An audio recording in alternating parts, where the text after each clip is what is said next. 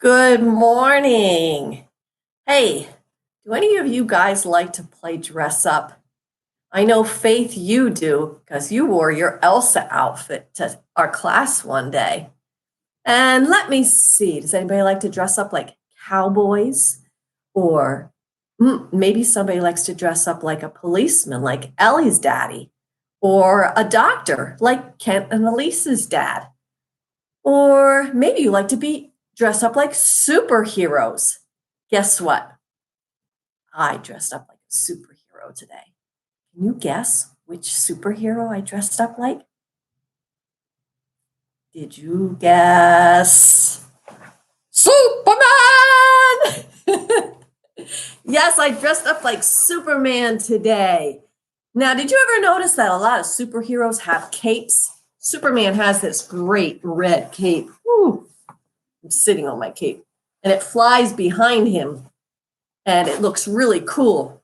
Now I'm going to see how well you guys know your superheroes. Do you know what color of cape Batman wears? Did you guess? Black. Yes, Batman wears a black one. And Batman has a sidekick named Robin. What color cape does Robin have? Robin wears yellow. Did you guess that one right? And I've got one more. How about Zorro? What color cape does Zorro have? Black. Yes, another black cape for us. Well, I've been thinking about capes this week, and I've been actually learning about capes. And do you know that the very first capes were worn by shepherds? We talked a lot about shepherds and sheep last week. Shepherds and soldiers. Now, I can imagine that a shepherd would like a cape to put around himself when he was out in the cold. And imagine a soldier. A soldier can't hold an umbrella when it's raining, can he? He needs his hands to be free to use his sword. So soldiers were one of the first people that wore capes. And well, then kings and queens started to wear capes too. Only they wore very fancy capes. They had fur on their capes, and it made them feel very important people. Yes, the king and the queen were very important. And then ladies saw those beautiful capes on those queens, and they said, "We must have that." And so capes became a fashion statement. And they would wear fur on their capes and they would make them look very pretty. And a cape worked best when they had fancy dresses because it didn't smash their dress like a coat did. Now, I made a fancy cape for my granddaughter, Macy. I made a fancy pink one and it has feather boa around it. Can you see the pink fancy cape that I made for Macy? I made two of them, one for her and one for a friend. But guess who has the cape on? That's not Macy. That's Tucker. Tucker liked the pink cape. So Grammy thought Tucker needs a cape too. And so I found some of my camo material in my extra fabric, and I made Tucker a camo cape. And his daddy's much happier with his camo cape. But like I said, I've been thinking a lot about capes. Do you remember that I said that the first capes were worn by shepherds? And it got me to wondering.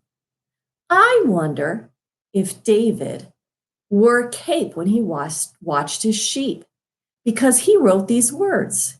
He said, "You surround me with your cape of love." Okay, the truth is that if you look it up in the Bible, it says shield, not cape. But we're going to use the word cape today because a shield doesn't surround you anyway. It only is in the front or the back.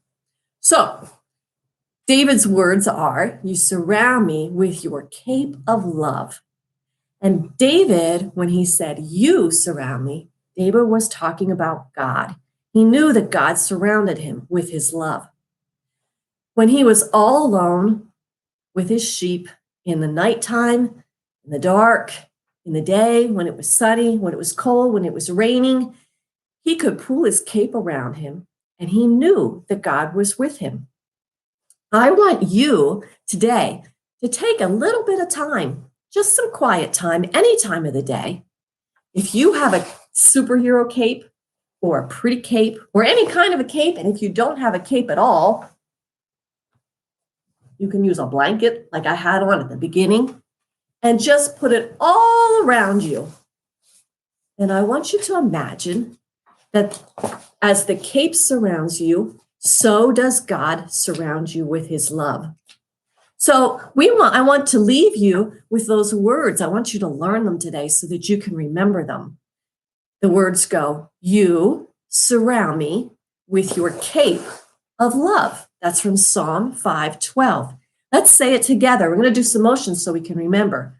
We'll point up to heaven for God, you, and then we'll hold ourselves and surround ourselves with our cape. Surround me with your cape. Oh, let's go like this and make it fly in the back. With your cape of love. Put your hand over your heart for love. Ready? You surround me with your cape of love. You surround me with your cape of love. Thank you, God, because you surround me with your cape of love. Don't forget to do that today. Find a blanket or a cape and surround yourself, and remember that God surrounds you with his love, just like the cape does. Now we have one more thing before we go, a very important thing, because two of our friends have a birthday today. So we're going to sing happy birthday to Lennox and Alice. Are you ready? Sing it with me. Happy birthday to you. Happy birthday to you. Happy birthday, dear Alice and Lennox. Happy birthday to you. Hope you have a good 5th birthday, and I'll see you next week. Have a good day, and remember that you surround me with your cape of love. Bye-bye.